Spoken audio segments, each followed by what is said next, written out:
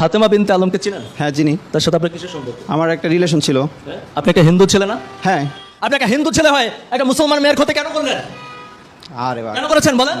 কেন করেছেন? উনি কি আমার ওয়াইফ? হ্যাঁ? উনি কি আমার ওয়াইফ? আপনি তাকে ভোগ করছেন কেন? এই বুঝান আপনি কিছু। আস্তে আস্তে। আপনি অবৈধভাবে একটা মেয়ের সাথে থাকছেন, তাকে হ্যারাসমেন্ট করছেন, 2 বছর প্রেমের প্রলোভন দেখিয়েছেন, তাকে ধর্ষণ করেছেন, আপনি তাকে বিয়ে করবেন না কেন? আমি কিছুই করি নাই।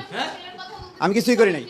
আপনার 2 বছর তার সাথে প্রেমের সম্পর্ক ছিল কিনা? আমার রিলেশন ছিল, ঠিক আছে। ছিল? হ্যাঁ। আপনি তাকে ভোগ করছেন না? না, শারীরিকভাবে? করি নাই। তার 2 বছর রিলেশন এক বাসার মধ্যে কি করছেন? ওই এক বাসার মধ্যে। হ্যাঁ, আপনারা একই বাসায় ছিলেন। আমি আমি আমি 1 বছর ওনার বাসায়, 2 বছর রিলেশন ছিল না। হ্যাঁ। ওনার সাথে 1.5 বছরের রিলেশন ছিল। ওনার সাথে 1.5 বছরের ছিল ওনার আমার ওনাদের বাসায় আমি সাবলেট হিসেবে ছিলাম। সাবলেট থাকার 6 মাস পরে ওনার সাথে রিলেশন হয়েছে।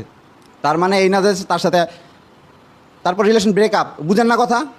শেষ। এখানে শেষ। আপনি যে একটা মেয়েকে ভোগ করলেন এটার আর কোনো ফল নাই। বুক নাই, বুকের কি পাইলেন? না এনে বুকের কি পাইছেন? আপনি তার সাথে রিলেশন করলে কি বুক